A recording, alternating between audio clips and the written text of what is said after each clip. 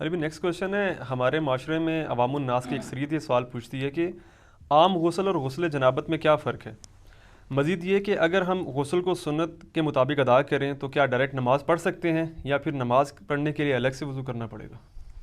دیکھیں یہ بڑا کرٹیکل سوال ہے، یہ اکثر لوگ کرتے ہیں. میں نے وضو، غسل، تیمم، استنجا، حیض و نفاس کے مسائل، اس پہ 42 مسئلہ ڈیٹیل ریکارڈ کروایا تھا آلموسٹ 7 سال پہلے. اس میں نے بتایا تھا سورۃ المائدہ میں سٹارٹ کے اندر ہی وضو کا طریقہ آیا ہے کہ چہرے کو دھویا جائے، اس کے بعد دونوں ہاتھ کونیوں تک، پھر سر کا مسح اور پاؤں کو دھویا جائے. بل یہ پاؤں کے مسح والا اختلاف بھی ہے اپنی جگہ. المصنف ابن ابی شیبہ میں موجود ہے کہ اکرمہ جو تابعی تھے ابن عباس کے شاگرد، وہ پاؤں پہ مسح بھی کر لیتے تھے. اس کو زیادہ جھگڑا نہیں بنانا چاہیے.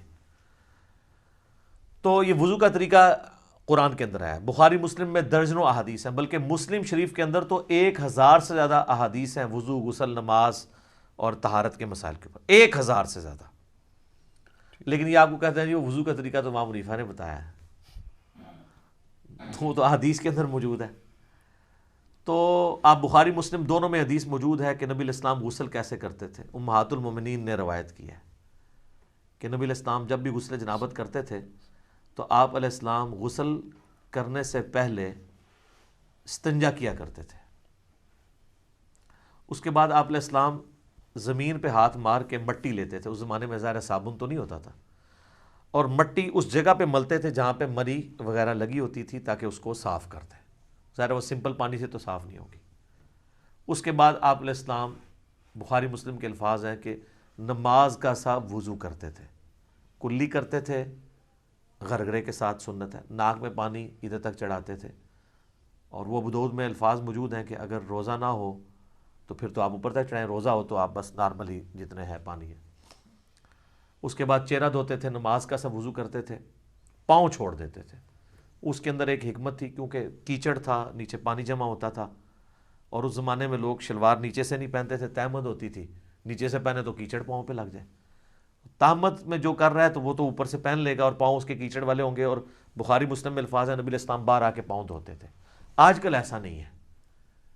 آج تو ہم اس اسماعی سے گزر نہیں رہے، ہم تو ٹائلز والے باتھ روم میں ہوتے ہیں، ساتھ ساتھ پانی بہتا رہتا ہے، وہ پاک ہوتا جاتا ہے، نکل جاتا ہے.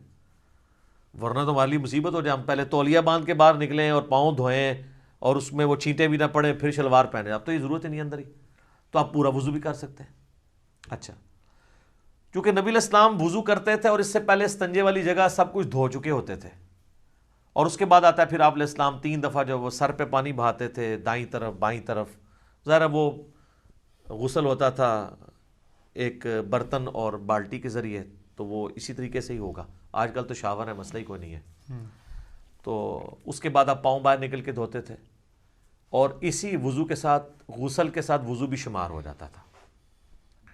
لیکن یہ اس صورت میں ہے جب غسل کے دوران آپ کے ساتھ کوئی ایسا معاملہ نہ ہو جو وضو کو توڑ دیتا ہے. اگر اسی دوران کسی کی ہوا خارج ہو جاتی ہے یا پیشاب کا قطرہ نکل جاتا ہے تو پھر وہ غسل کر کے نکلے اور کہ جی میرا وضو ہو گیا، تو اپنے آپ کو ہی دھوکہ دے رہا ہے. کیسے ہو گیا؟ اس کو تو پھر اینڈ پہ دوبارہ سے وضو کرنا ہوگا. یا اسی دوران اگر شرمگاہ کو ہاتھ لگ جاتا ہے، اگرچہ اختلافی مسئلہ ہے لیکن کبھی دلائل اسی طرف ہے کہ نیکڈ اگر شرمگاہ کو ہاتھ لگ جائے، یعنی ڈائریکٹ پردے میں حائل ہو کے لگے وہ تو کوئی مسئلہ نہیں، ڈائریکٹ لگ جائے تو اس کا وضو ٹوٹ جاتا ہے. تو اس میں بہتر یہی ہے کہ احتیاط اسی میں ہے کہ آپ اینڈ پہ دوبارہ وضو کر کے ہی باہر نکلیں، کیونکہ بعض اوقات ہاتھ لگ ہی جاتا ہے اور اتنا دھیان بھی نہیں رہتا اس طرح کے معاملات میں. لیکن اگر یہ سارا معاملہ ہے تو کوئی مسئلہ نہیں ہے، پھر تو آپ کا وضو اور غسل اکٹھا ہی ہوگا، آپ کو دوبارہ وضو کرنے کی ضرورت نہیں ہے. مثلا آپ کو تالاب میں کوئی پھینک دے، دھکا بھی دے دے اور غوطہ بھی آ جائے تو ساتھ ہی سارا غسل اترے. سب سے آسان جو غسل ہے نا تالاب میں، 1 منٹ بھی نہیں چاہیے تالاب کا غسل کرنے کے لیے، آپ کو سیکنڈز میں غسل ہوتا ہے، کوئی پورا جسم دھل جاتا ہے. ٹھیک ہے. اچھا، اگلے زمانوں میں لوگ کپڑوں سمیت غسل کیا کرتے تھے، یعنی ایک لنگوٹا باندھ کے، پورا نہیں، جب کبھی اوپن جگہ پہ نہانا ہوتا تھا. آج کل بھی ایسے ہی ہوتا ہے. تو لیکن آج کل چونکہ باتھ روم ہے تو ہمیں ضرورت نہیں ہے. باقی دریا ایریا میں ابھی بھی آپ دیکھیں جوڑوں کے جو گیسٹ ہیں وہ لنگوٹا باندھ کے کر رہے ہوتے ہیں، وہ تو نیچے وہ باندھنا پڑتا ہے، ادروائز تو پھر ظاہر ہے وہ شرم و حیا والا ایشو ہو جاتا ہے. تو پھر اگر ایسی صورتحال ہوگی تو اگر کوئی وضو کے توڑنے والی چیز نہیں ہوئی تو آپ غسل کے بعد آپ کا وضو شمار ہو جائے گا، غسل جنابت ہو جائے گا۔ کئی شادی شدہ لوگ ہیں ان کو بالکل غسل کا طریقہ نہیں پتہ، ٹھیک ہے، اور ان کو بالکل پتہ ہی نہیں۔ باقی رہا عام غسل بھی سنت کے مطابق ہی کرنا چاہیے۔ عام غسل ویسے کون سا ہوتا ہے؟ وہ تاری لانا ہے جڑا گرمی دور کرنے واسطے، وہ غسل تو نہیں ہوتا، وہ تو خالی تاری لگانا ہے۔ ہر غسل سنت کے مطابق ہی آپ نے کرنا ہوگا۔ اگر عام غسل سے مراد آپ نے صحیح بخاری مسلم میں حدیث ہے کہ جمعے کا غسل کیا جائے، اور مسلم میں الفاظ ہیں کہ ہفتے میں ایک دن غسل کیا جائے، تو وہ سنت کے مطابق ہی کرنا ہوگا۔ یا عید کے اوپر غسل کرنا سنت ہے تو سنت کے مطابق ہی کرنا ہوگا، ٹھیک ہے۔ اسی طریقے سے میت کو غسل دینے کے بعد جب جسم پہ چھینٹے پڑ جاتے ہیں اور پھر آپ نے غسل کرنا ہے تو سنت کے مطابق کریں، یا اتنا حصہ بھی دھو لیں تو وہ بھی کافی ہے، وہ غسل والا حکم منسوخ ہو چکا ہے، اتنا حصہ بھی دھو لیا جائے کافی ہے۔ تو غسل جب بھی کریں سنت کے مطابق ہی کریں تاکہ آپ کی عادت نہ ٹوٹے۔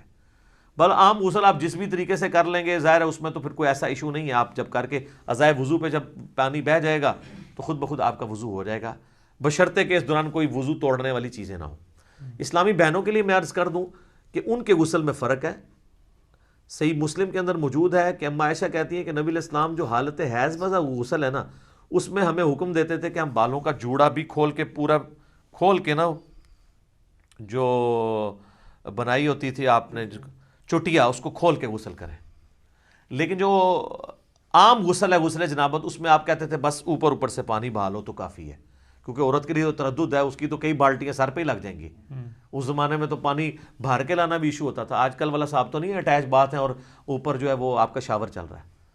تو اسی والے سے وہ سیدہ عائشہ کے پاس کچھ تابعین آئے بھی تھے، وہ مانتے ہی نہیں تھے کہ جی آدھی بالٹی سے کیسے غسل ہو سکتا ہے۔ تو عائشہ ان کے سامنے آدھی بالٹی لے کے گئی، پردے میں موٹے کپڑے میں، اس وقت ظاہر اٹیچ باتھ کپڑے والے ہی ہوتے تھے، ٹوائلٹس گھروں میں نہیں ہوتے تھے، گھروں کی چھت پہ ہوتے تھے یا باہر زمین میں، لیکن باتھ روم تو گھر کے اندر ہوتے تھے کیونکہ اس میں بدبو والا نہیں، پانی بہہ جاتا ہے۔ وہ کہتے ہیں جی سیدہ عائشہ نے غسل کر کے دکھایا، بخاری مسلم میں آتا ہے۔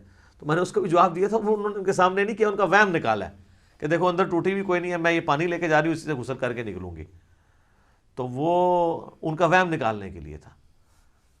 تو یہ غسل اس صورت میں شمار ہوگا، اس کے ساتھ وضو بھی، جب کہ وضو توڑنے والی کوئی چیز نہ ہو، تو ظاہر ہے اتنی احتیاط کے ساتھ۔ بعض لوگ تو بیچارے پوری احتیاط سے کرتے ہیں، اینڈ پہ جب وہ یعنی وہ کپڑے پہننے لگتے ہیں تو شرمگاہ کو ہاتھ لگ جاتا ہے، تو پھر 0 پہ آ گئے، جیسے 99 پہ سانپ کاٹ گیا تو نیچے آ گئے۔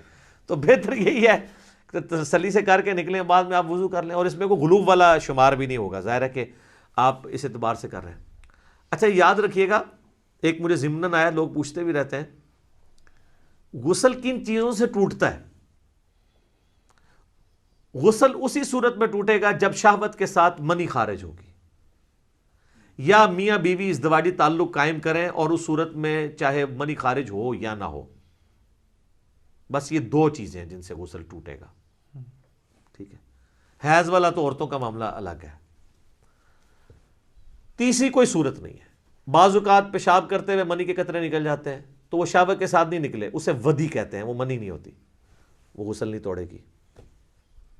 اسی طریقے سے بعض لوگ بیچارے پہلے غسل سے پہلے وضو کرتے ہیں، اس کے بعد جب سر پہ پانی ڈالتے ہیں تو ٹھنڈک کی وجہ سے پیشاب کے قطرے نکل جاتے ہیں، وہ سمجھتے ہیں آپ پیشاب نکل گیا پھر دوبارہ سے غسل شروع کر رہے ہیں۔ نہیں، پیشاب نکلنے سے غسل تو نہیں ٹوٹا، وضو آپ کا ضرور ٹوٹ گیا، تو وہ وضو تو آپ نے ویسے بھی اینڈ پہ دوبارہ ہی کرنا ہوگا احتیاطاً، غسل آپ اپنا جاری رکھیں۔ غسل کے دوران پیشاب کرنے سے، ہوا خارج ہونے سے غسل جہاں تک پہنچا اس کو آگے ہی لے کے چلیں، پھر 0 پہ نہیں آپ نے آنا، کیونکہ وہ غسل نہیں ٹوٹا، آپ کا وضو ٹوٹا ہے، تو وضو تو آپ دوبارہ بھی کر لیں گے۔ غسل توڑنے والی چیز میاں بیوی کا ازدواجی تعلق ہے، خواہ اس میں منی ہو یا نہ ہو، اور یعنی نائٹ فال، یعنی منی کا شہوت کے ساتھ نکلنا، وہ نائٹ فال کے ذریعے ہو یا کسی اور غلط طریقے سے ہو، یعنی میں کوڈ ورڈز میں بات کر رہا ہوں، تو وہ غسل کو فرض کر دے گی، باقی اور کوئی چیز جو ہے نا وہ غسل کو فرض نہیں کرتی۔ تو یہ ایسے مسائل ہیں جو لوگ عموماً پوچھتے رہتے ہیں، تو آسان ہی معاملہ ہے جی، آپ دین سیکھیں، دین میں آسانی ہے۔